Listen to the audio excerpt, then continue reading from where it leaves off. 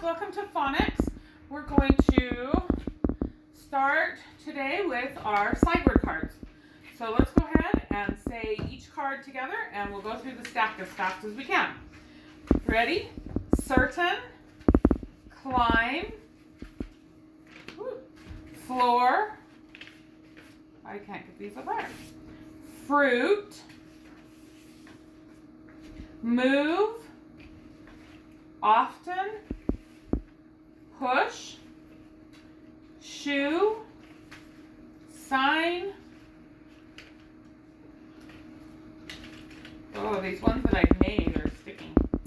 Warm, through, bought, brought, busy, cough, done, rough, though, thought, tough, half, mountain, island, once, gone, cousin, were, where, what, who, does, didn't, of, are, some, to, was, would, there, this is over there, they, for, the number 4, one, should, could, other, goes, been, their, this is like their house, belongs to someone, don't, from, women, more than one, father, mother, any, sure, ocean, trouble, many, brother, only, door, young, again, against, friend, woman, whose, two, the number 2, I, like the I you see with, earth, country, early, heard, listen, have, do, come, laugh, guess, guessed, give, live, put, said, walk, want, learn, talk, buy, fought, says, guard, enough. All right, we're getting a lot of sight words, aren't we? We'll keep practicing those and work on those at home too. You have your irregular spelling books at home so you can look up your sight word charts and practice. All right, today one of your parents will give you a sound sheet and then you have a worksheet today. So we're going to go ahead with our new learning lesson so that you'll know what to do, how to code some new diagraphs on our worksheet. So we have 2 diagraphs today that can be a little bit confusing. And I've written them on the board. We have diagraph IE and diagraph EI. And then I have some words that have those diagraphs in them. So this word is pie, lie, peace, thief, either, ceiling, vein, and rain. So these first 2 words have an IE, and the IE is saying the I sound. So IE says I, the long I, and then in these words, peace and thief, the IE is saying the E sound, the long E. With diagraph EI, EI says E in either and ceiling. Hear that E sound? So it says the long E sound. And it also says the A sound.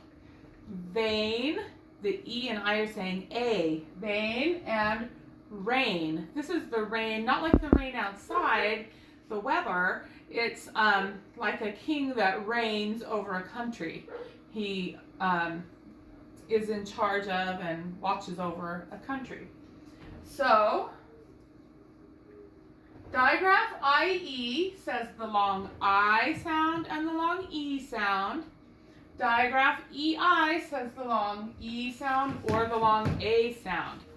So let's go ahead and code those digraphs. How do we code all digraphs? What do we do? We underline them, right? So let's go ahead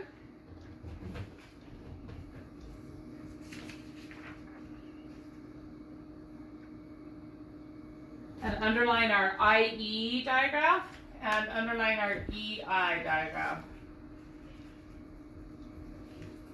Okay, on this IE that says the long I sound, the E isn't really helping us out here, is it? It's not making a sound at all. So we're going to cross out our E and put a macron on the I because it's making the long I sound. And the same with lie. We'll put a macron over the I and cross out the E. Okay, in peace, the E is the vowel making the sound. So we're going to cross out the I and put a macron over our E. Cross out the I, macron on the E. Okay, for either, our EI digraph, it is saying E, right? Either, ceiling. So we're going to put a macron on the E, cross out the I, macron. And on vein, does E or I say the A sound when it's by itself? No, so we're just going to leave it like this. We're just going to underline it. And because nothing is crossed out or coded in any other way, we know that it's making the A sound. That will be the clue. Nothing's crossed out. Okay, so there is not a rule that will help you when you're digraphing these words. They are just irregular spelling. And you have to just experiment with each word and try to pronounce it how you think it might be. And if that doesn't sound like a word that you know, then try another sound. So if I say, I want a piece of pea, that doesn't really make sense, right? We know that the E must not be saying the E sound because pie would make sense, right? Or if you're saying, that man stole the money, he is a thief. Well, that doesn't sound like a word I know. How about he is a thief? So you just have to try when you're reading a word that you're not sure about, try the different sounds until one sounds like a word that you recognize or sounds like a word that you've heard before. Okay, so let's go ahead and finish coding these words, and then we have some new picture cards that we will look at to go with these digraphs. So do we need to code anything else on pie or lie? Nope, they're done. How about piece? I would like a piece of pie. The C is not making a K sound, so we're not going to put a K back. What sound is that C making? Piece. You hear the S sound? So we need to put a cedilla on our C. And our E is not making a sound at all. It could be acting like a sneaky E and making the E say the long sound, right? So we're going to cross out the E. Okay, thief. Are we missing any coding on thief? I see one thing. We have a digraph TH. Digraph TH saying the quiet, unvoiced TH sound. Okay, let's look at either. So on either, there's two syllables. There's more than one vowel. So we're going to do a vowel, consonant, vowel pattern. And I didn't put two consonants here, even though there's a T, excuse me, and an H. Because when you have your two consonants are part of a digraph, we're just going to count it as one consonant. And we have a TH, because we're never going to split that TH apart. So we have vowel, consonant, vowel. We also have our ER, either. So we just need to figure out where to split it. Does it sound better to say either or ether? Well, the E's making the long sound. So we're going to split it right there. And our accent's going to be right there on the beginning, helping that E make the E sound. Either. Okay, let's look at ceiling. We have our C saying the S sound again. Ceiling, so we're going to give it a cedilla. Ceiling. Well, we have an ing. Sometimes ing is a suffix. So let's cover up that ing and see if we have a word. Seal. Seal? No, that's not the way you spell the animal that's a seal. So this is just part of the word. It's not a suffix. And ng is, what is ng? Like ring. It's another digraph. So we're going to underline our ng. So we have a vowel, consonant, vowel, ceiling. Where do you think we're going to split that word? We're just going to split it. The first place that we try between our vowel and our first vowel and our consonant. We're going to put our accent here. Oh, these words are getting all mixed up. This is going to make the E say E, because it's like an open accented vowel. Ing. So we just need to code our I with the bread. Ing, like igloo. Okay, vein and rain. Do we need to code anything else there? Nope, they are perfect just the way that they are. So we're going to leave those just like that. Okay, let's talk about our new picture card. So we have digraph IE, and I'm not going to make you guess because there's so many sounds and so many pictures. For digraph IE, we have a piece of pie. IE is saying the I sound, I. And for IE making the E sound, we have a sign. The sign is usually out on the street. It tells your parents or any driver what to do, kind of like a stop sign. This is a yield sign. Yield. It says the E sound. Yield means slow down and watch for any other cars or walkers before you go through an intersection. Okay, so we have pie, I, yield is saying E with our IE digraph. When we see this card, we're going to say digraph, IE. When we see this card, we'll say pie, I, yield, E. And for our digraph EI, we have, this is a receipt. Have you ever seen the receipt that your parents get when they go shopping at the store? It tells you everything that you've bought and how much you spent. So it says the E sound, receipt, receipt. And this is a picture of a veil. Veil, it's saying the A sound, veil. The A and the L kind of blend together, but it's a veil, which is something that a bride wears over her face when she gets married, right?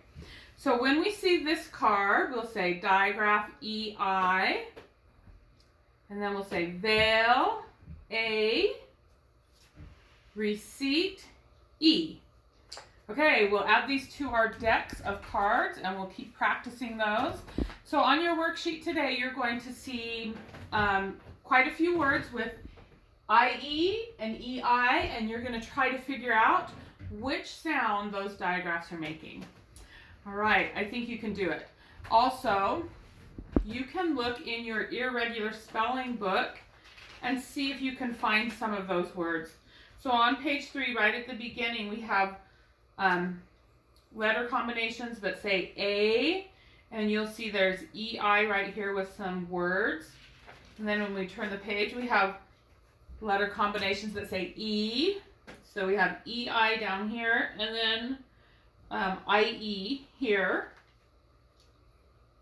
So you can look at those, and if you're not sure about a word, you can look in here and look for the word that you're coding or trying to read. All right, so those are in your irregular spelling book.